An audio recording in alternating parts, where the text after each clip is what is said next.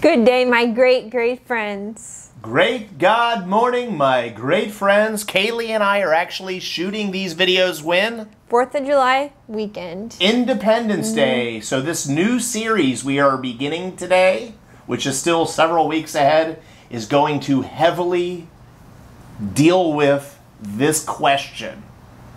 Are you free? Because prisons, turns out, Kaylee, they don't need bars.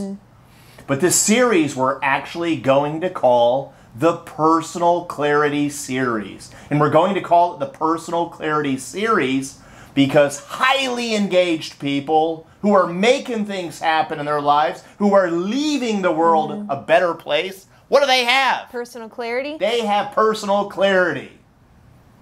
And it turns out people who have personal clarity are able to answer 5 questions like laser beams. First one, who am I as a person? I like to ask people on an even deeper level than that, do you remember who you were before the world told you who you had to be? Second question, what am I here for? Just like when you told me 10 months ago, Dad, I know I'm here to change the world. I want to do the charity stuff. I want to do this channel with you. Laser clarity. Those people make a difference. Number 3, life is messy at times, so how do I do it? Number 4, what matters the most? Just like her, she matters so much. The guy behind the camera, Gunner, him too, actually. And then number 5, what matters the least? So, video number 1 here is going to be called Best Way to Live. Because if you don't know where you're going, if you don't know how to do it, how will you know when you actually got there? So, this is just our opinion, by the way, but I'm pretty sure a lot of you are going to agree with it. So, video number 1 is on Best Way to Live. Like I mentioned earlier, do you remember who you were before the world told you who you had to be?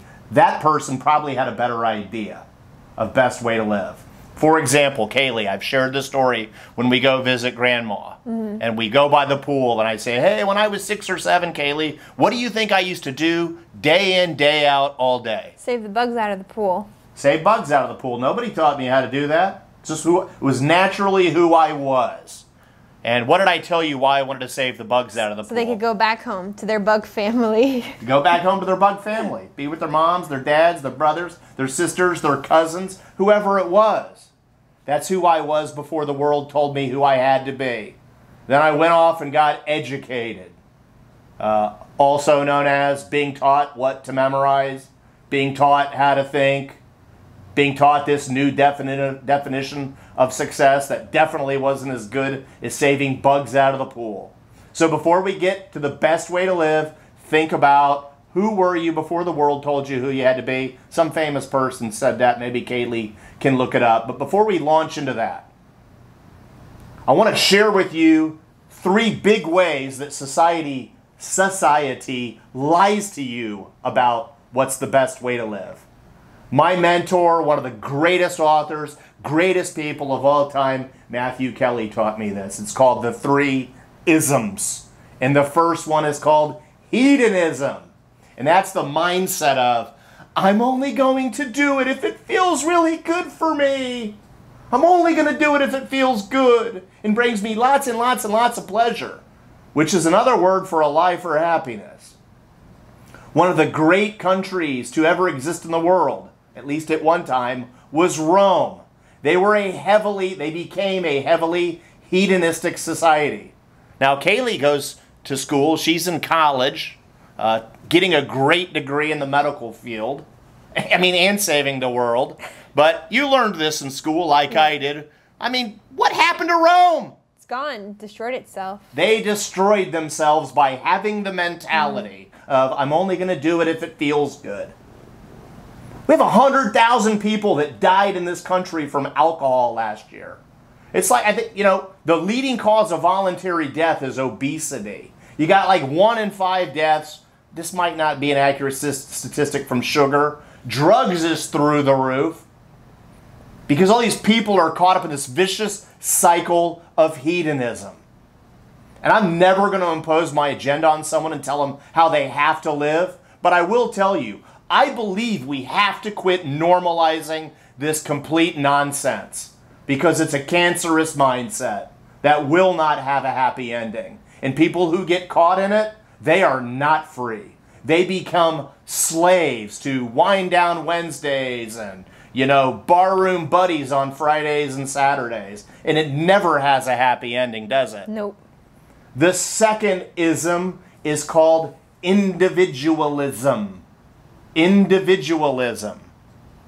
And Kaylee, you're great at not doing this one. The individualist always, their immediate mind default is, how does this affect me?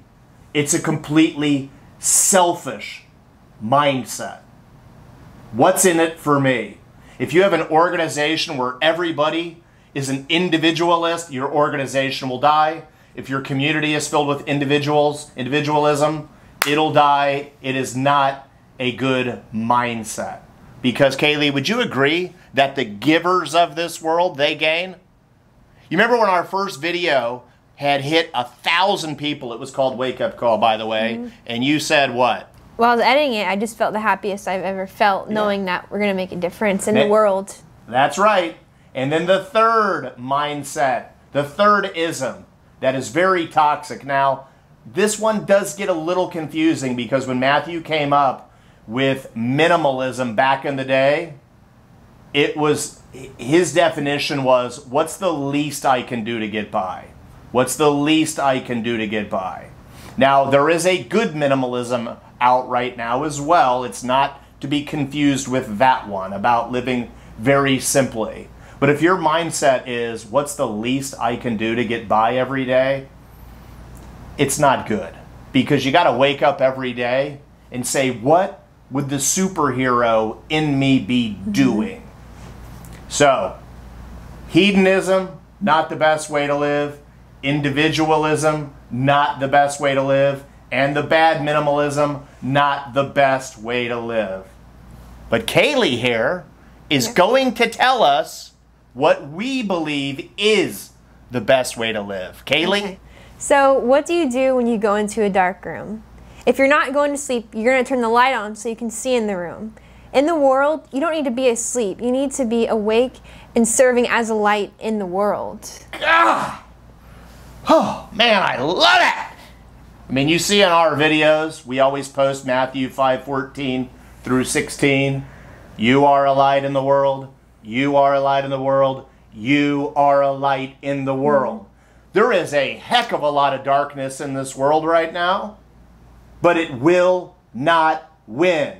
If we remember fundamentally, the best way to live is as a light in this world. The light will win out over the darkness. And what do I mean when I say light? Would you agree, Kaylee, being loving is light? Yes. Would you agree being encouraging is a light? Yes. Would you believe asking someone, hey, how can I help you, that's being a light? Yeah. Would you agree being patient is a light? Yes. Being forgiving is a light? Yes. Those are the ways we can be lights in the world. But Kaylee, would you say that being angry, hateful, manipulative, coercive, and forceful, and slamming your opinion down someone else's throat, is that being a light in the world? No, it is not. It's not a light in the world. And anybody who believes it is, I feel for them. I have empathy for them because they are lost. Life is about love. The best way to live is as a light in this world. Wake up every day, label your first alarm clock. Be a light in the world and go out and execute it. And remember, that's the best way to live. In highly engaged people, they know who they are. They know where they came from. They figured out how to do it. They understand what matters the most. Love. Yes. I love this girl. I love the young man behind the camera. I love my mom. I love my dad, my extended family, because that's what life is about. Not dysfunction and hatred. And they know what matters the least. We'll see you next week. Have a great day. You are the light of the world.